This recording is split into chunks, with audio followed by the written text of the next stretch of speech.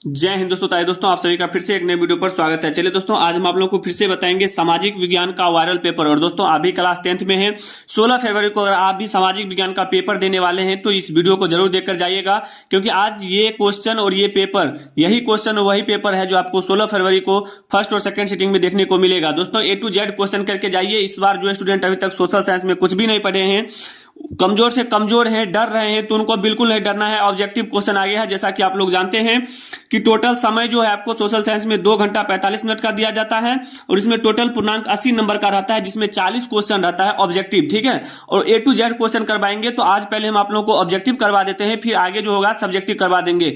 ये सभी क्वेश्चन अगर देख के जाते हैं तो इससे बाहर एक भी क्वेश्चन नहीं मिलेगा। ठीक है, तो चलिए दोस्तों आगे बढ़ते हैं क्वेश्चन की ओर। और चैनल पर पहली बार आए हैं तो चैनल को सब्सक्राइब कर दें और लाइक करना नहीं भूलिएगा। तो चलिए डायरेक्ट क्वेश्चन की ओर बढ़ते हैं। दोस्तों, जैसा कि आप लोग जानते हैं कि खंड ओ यानी सेक्शन ए में जो है आपको वस्तुनिष्ठ प्रश्न ऑब्जेक्टिव टाइप क्वेश्चन पूछा जाता है, और ये वही क्वेश्चन है जो आपको फर्स्ट सिटिंग में और सेकंड सिटिंग में 16 फरवरी को देखने को मिलेगा। ये क्वेश्चन देख के जाइए, यही रात अंतिम, यही रात भारी। जो देख के जाएगा वही इस बार बेड़ा पार करके आएगा। तो जैसा कि आप लोग जानते हैं 1 से 80 तक ऑब्जेक्टिव रहता है, और इसमें आपको 40 ऑब्जेक्टिव क्वेश्चन OMR शीट में भरना रहता है। ठीक है, तो चलिए दोस्तों एक एक क्वेश्चन को समझेंगे और कंप्लीट पढ़ के जाइएगा, नहीं तो आप लोग बहुत पछताइएगा। ये क्वेश्चन देखने के बाद आप लोग एक भी क्वेश्चन को छोड़ के नहीं आइएगा एग्जाम में। ठीक है दोस्तों, तो चलिए डायरेक्ट बढ़ते हैं क्वेश्चन की ओर, और एक एक क्वेश्चन को पढ़ के जाइएगा। 10 मिनट का वीडियो होगा, देख कर जाइएगा, और घूमते घूमते टहलते टहलते देख कर ही जाइएगा। एग्जाम हॉल में घुसने से पहले ये सभी क्वेश्चन देखना बहुत जरूरी है, नहीं तो बहुत ही लेट हो जाएगा। कहते हैं ना कि जिसका था इंतजार वो घड़ी आ गया है, तो वही बात है, यहाँ पर वो घड़ी आ गया है, पढ़ के जाइएगा। चलिए क्वेश्चन है, चुपके से पढ़िए और एग्जाम निकाल लीजिए। पहला क्वेश्चन है कि सुखाड़ का कारण है, तो आप सभी जानते हैं सुखाड़ का कारण होता है जल के अभाव के कारण। ऑप्शन नंबर ए आपका बिल्कुल राइट आंसर होगा। चलिए आगे बढ़ेंगे। क्वेश्चन नंबर 2 में दिया गया है कि संचार का सबसे लोकप्रिय साधन क्या है। दोस्तों, संचार का सबसे लोकप्रिय साधन क्या होता है, आप सभी जानते हैं कि रेडियो होता है। तो ऑप्शन नंबर डी आपका बिल्कुल राइट आंसर होगा। देखिए अगला क्वेश्चन है आपके सामने, क्वेश्चन नंबर 3, बाढ़ का प्रमुख कारण क्या है। तो आप सभी जानते हैं बाढ़ का प्रमुख कारण जो होता है जल की अधिकता, नदी तल पर मलबों का निक्षेपण और वर्षा की अधिकता, यानी कि तीनों हो जाएगा। तो ऑप्शन नंबर डी आपका बिल्कुल राइट आंसर होगा। चलिए आगे बढ़ते हैं। दोस्तों ध्यान रखिएगा, 16 फरवरी भूलना नहीं है। 16 फरवरी को आप लोगों को एक भी क्वेश्चन छोड़ के नहीं आना है। क्वेश्चन आ गया है, पेपर आ गया है, केवल पढ़िए और एक एक क्वेश्चन को उतार के आइएगा। ठीक है दोस्तों, कंप्लीट पढ़ के जाइए। ठीक है, जितना भी क्वेश्चन है, देखिए इस दुनिया में हर चीज मिलता है। अगर आप रुपए खर्च करते हैं तो हर चीज मिलता है। ठीक है, हमने रुपए खर्च किया, क्वेश्चन मिल गया, आप लोग केवल पढ़ के जाइए, बस यही आप लोग के लिए बहुत होगा। ठीक है, चलिए क्वेश्चन नंबर 4 है कि भूकंप संभावित क्षेत्रों में भवनों की आकृति कैसी होनी चाहिए। तो आप सभी जानते हैं ये होना चाहिए आयताकार। तो ऑप्शन नंबर डी आपका बिल्कुल राइट आंसर होगा। देखिए क्वेश्चन नंबर 5 है आपके सामने, बोला है भारत में बड़ा लौह अयस्क उत्पादक राज्य है। तो आप सभी जानते हैं ये हमारा कर्नाटक है। तो ऑप्शन नंबर ए याद करके जाइएगा। दोस्तों समय नहीं है, 16 फरवरी जानते हैं कि कल 16 फरवरी है, और आप लोग 16 फरवरी को सामाजिक विज्ञान का पेपर देने वाले हैं। अगला क्वेश्चन है 6 नंबर, सीमेंट उद्योग का कच्चा माल क्या है। तो आप सभी जानते हैं सीमेंट उद्योग का कच्चा माल जो है चूना पत्थर होता है। Option number A. एक एक क्वेश्चन को अपने जहन में उतार लीजिए, 1 से 10 तक नोट कर लीजिए, एक भी क्वेश्चन छोड़ के नहीं आना है। तो चलिए आगे बढ़ते हैं।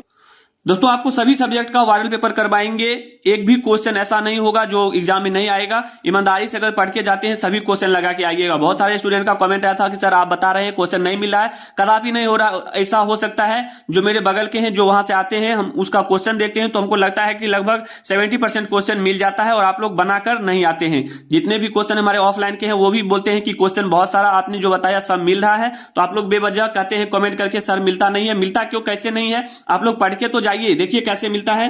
भारत में कितने सार्वजनिक क्षेत्र के तेल परिष्करण केंद्र कार्य कर रहे हैं। तो आप सभी को पता होगा ये हमारे 18 जो है काम कर रहे हैं। तो ऑप्शन नंबर सी याद रखिएगा। ठीक है, चलिए अगला क्वेश्चन है आपके सामने कि हीराकुंड परियोजना किस नदी पर है। तो आप सभी को याद रखना होगा महानदी पर है। हीराकुंड परियोजना कहां है, महानदी पर। ऑप्शन नंबर ए याद रखिएगा। आइए आगे बढ़ते हैं। क्वेश्चन नंबर 9 है कि अमृत बाजार पत्रिका के संपादक कौन थे। तो आप सभी को याद रखना है, इसका बिल्कुल राइट आंसर होगा Motilal Ghosh. Option number A याद रखिएगा। ठीक है दोस्तों, चलिए अगर आप प्रीवियस ईयर का भी क्वेश्चन करके जाते हैं तो सभी क्वेश्चन करके आइएगा। उम्मीद करेंगे आप लोग जरूर एक एक क्वेश्चन को पढ़िएगा। क्वेश्चन नंबर 10 देखिए, मराठा समाचार पत्र किस भाषा से संबंधित था। तो आप सभी को याद रखना है अंग्रेजी भाषा से संबंधित था। ठीक है, चलिए अगला क्वेश्चन देखिएगा। क्वेश्चन नंबर 11 है कि निम्न में से किस सिख गुरु का जन्म पटना में हुआ था। तो आप सभी को याद रखना है 10वें सिख गुरु का जन्म पटना में हुआ था। चलिए आगे बढ़ेंगे। क्वेश्चन नंबर 12 है कि बिहार बंगाल से कब पृथक हुआ, यानी बिहार बंगाल से कब अलग हुआ। तो आप सभी जानते हैं 1912 में अलग हुआ था। तो ऑप्शन नंबर ए याद रखिएगा। समय कम है दोस्तों, 16 फरवरी को याद रखिए, तबाही मचा के आना है, एक भी क्वेश्चन छोड़ के नहीं आना है। ठीक है दोस्तों, सही ढंग से एकदम एक एक क्वेश्चन को करके आना है। भारत आने वाले प्रथम व्यापारी कौन थे। तो आप सभी को पता होगा ये पुर्तगाली थे। तो ऑप्शन नंबर सी याद करके जाइएगा। चलिए आगे बढ़ेंगे। जो स्टूडेंट सोशल साइंस से डर रहे हैं, आप लोगों को डरना नहीं है, अभी तक कुछ भी नहीं पढ़े हैं, सभी क्वेश्चन आ गया है, एकदम पढ़ के जाइए और धमाकेदार एग्जाम को करके आइए। ठीक है दोस्तों, तो क्वेश्चन नंबर 14 है कि उत्तरी एवं दक्षिणी वियतनाम का एकीकरण कब हुआ था? तो आप सभी को याद रखना है 1975 में हुआ था। ठीक है, ऑप्शन नंबर डी याद रखिएगा। क्वेश्चन नंबर आगे है 15, बोला गया है कि दिसंबर 1929 में किस नदी के तट पर नेहरू जी द्वारा तिरंगा फहराया गया? तो आप सभी को याद रखना है, यह था हमारा रावी नदी, ऑप्शन नंबर सी याद रखिएगा। चलिए आगे बढ़ते हैं। क्वेश्चन नंबर 16 है कि क्रांतिकारी नेता सूर्य सेन का उपनाम क्या था? तो आप सभी जानते हैं उनका नाम था मास्टर दा। क्या था? मास्टर दा, ऑप्शन नंबर बी याद रखिएगा। ठीक है, अगला क्वेश्चन है आपके सामने, राष्ट्रीय जलमार्ग 1 है, राष्ट्रीय जलमार्ग 1 कहां है? तो आप सभी जानते हैं यह है हमारा इलाहाबाद से हल्दिया तक, इलाहाबाद से हल्दिया तक, ऑप्शन नंबर बी याद रखिएगा। चलिए आगे बढ़ते हैं। क्वेश्चन नंबर 18 है कि निम्न में कौन उपभोक्ता उद्योग है? तो आप सभी जानते हैं चीनी उद्योग जो होता है ये हमारा उपभोक्ता उद्योग होता है, ऑप्शन नंबर सी याद रखिएगा। अगला क्वेश्चन है आपके सामने कि गिर राष्ट्रीय उद्यान कहां है? तो गो से गिर, गो से गुजरात याद रखिएगा, ऑप्शन नंबर डी हो जाएगा। ठीक है, चलिए अगला क्वेश्चन है कि प्रथम पृथ्वी सम्मेलन कहां आयोजित हुआ? तो आप सभी को याद रखना है, ये हुआ था रियो डी जेनेरियो में। कहां हुआ था? रियो डी जेनेरियो में, ऑप्शन नंबर ए याद रखिएगा। आगे बढ़ेंगे। क्वेश्चन नंबर 21 है कि निम्न में कौन खरीफ फसल है? तो आप सभी जानते हैं कि खरीफ फसल हमारा कौन होता है? कपास होता है, कपास होता है। और उसके बाद खरीफ फसल और क्या होता है? तो धान होता है। तो धान नहीं है तो आप मारिएगा कपास, ऑप्शन नंबर डी आपका राइट आंसर होगा। अगला क्वेश्चन देखिएगा, बोला गया है कि बांध को आधुनिक भारत का मंदिर किसने कहा? तो आप सभी जानते हैं इसको कहा था पंडित जवाहरलाल नेहरू ने। बांध को आधुनिक भारत का मंदिर किसने कहा? तो Pandit Jawaharlal Nehru, option number B याद रखिएगा। चलिए आगे बढ़ते हैं। दोस्तों 16 फरवरी को भूलना नहीं है, इस बार 16 फरवरी याद रखिए, सोशल साइंस सामाजिक विज्ञान में ताबड़तोड़ करके आना है दोस्तों। इस बार आप लोग 95% से एक भी कम नहीं लेकर आइएगा, ये मेरा दावा है। ठीक है, चलिए अगला है कि मरुस्थलीय मृदा कहां मिलती है? तो आप सभी जानते हैं मरुस्थलीय मृदा जो है ये राजस्थान में मिलती है, ऑप्शन नंबर बी याद रखिएगा। अगला क्वेश्चन है आपके सामने, भारत का सबसे छोटा रेलवे क्षेत्र कौन सा है? तो आप सभी को याद रखना है, यह है हमारा उत्तर पूर्वी रेलवे, ऑप्शन नंबर डी हो जाएगा। ठीक है, चलिए आगे बढ़ेंगे।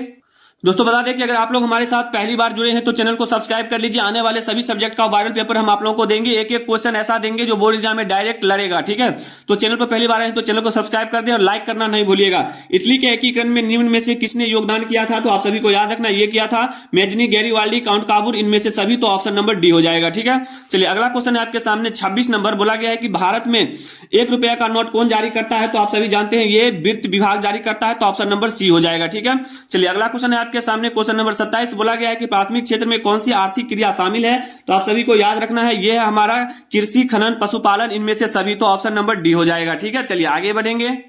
दोस्तों 80 क्वेश्चन कंप्लीट करवाएंगे, आप लोग 40 क्वेश्चन बनाकर आइएगा। ठीक है, एक भी क्वेश्चन छोड़ के नहीं आना है। ठीक है, जितना भी बता रहे हैं सभी क्वेश्चन को अपने दिमाग में इस तरह से चिपका लें जैसे पोस्टर में क्वेश्चन चिपका हुआ रहता है। ठीक है, चलिए निम्न में कौन साख मुद्रा का उदाहरण है? तो आप सभी जानते हैं साख मुद्रा का उदाहरण हमारा बैंक ड्राफ्ट होता है, तो ऑप्शन नंबर बी हो जाएगा। ठीक है, चलिए अगला क्वेश्चन है आपके सामने, क्वेश्चन नंबर 29, विश्व व्यापार संगठन की स्थापना कब हुई? तो आप सभी को याद रखना है 1995 में विश्व व्यापार संगठन की स्थापना हुई, ऑप्शन नंबर सी हो जाएगा। चलिए आगे बढ़ते हैं। क्वेश्चन नंबर 30 दिया गया है कि 2011 की जनगणना के अनुसार भारत की आबादी थी, तो आप सभी जानते हैं कि ये था हमारा 121 करोड़, और अभी जो होगा उसके लिए तो नहीं बता सकते हैं, लेकिन बढ़ जाएगा, घटेगा नहीं। ठीक है, चलिए अगला जो क्वेश्चन है 31 नंबर, कृषि उत्पादों की गुणवत्ता सुनिश्चित करने का मान्यता प्राप्त चिन्ह क्या है? तो आप सभी जानते हैं ये है हमारा एगमार्क, ऑप्शन नंबर सी हो जाएगा, बिल्कुल राइट आंसर याद रखिएगा। ठीक है, चलिए आगे बढ़ते हैं। क्वेश्चन नंबर 32 है कि केंद्रीय सांख्यिकी संगठन की स्थापना कब हुई? तो आप सभी जानते हैं ये हुआ था 1950 में, ऑप्शन नंबर ए आपका बिल्कुल राइट आंसर होगा। ठीक है, चलिए अगला क्वेश्चन है आपके सामने कि निम्न में कौन लोकतंत्र का प्राण है? तो आप सभी जानते हैं लोकतंत्र का प्राण कौन होता है? राजनीतिक दल होता है, तो ऑप्शन नंबर सी आपका बिल्कुल राइट आंसर होगा। अगला क्वेश्चन देखिएगा, क्वेश्चन नंबर 34 है आपके सामने, बोला है कि भारतीय कम्युनिस्ट पार्टी की स्थापना कब हुई? तो आप सभी को याद रखना है 1925 में भारतीय कम्युनिस्ट पार्टी की स्थापना हुई। चलिए आगे बढ़ेंगे।